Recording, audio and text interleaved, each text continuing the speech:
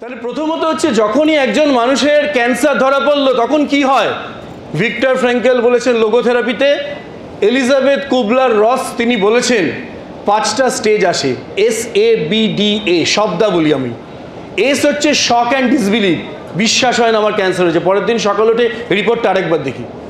Anger, ঠাকুরের উপর ঈশ্বরের উপর প্রচণ্ড রাগ হয়, কেন আমার সাথে হলো? এত তো পৃথিবীতে লোক ছিল, এত পাপি তাপি লোক আছে, তা ছেড়ে কেন আমার সাথে হলো, আমার পরিবারের এই লোকটার সাথে হলো।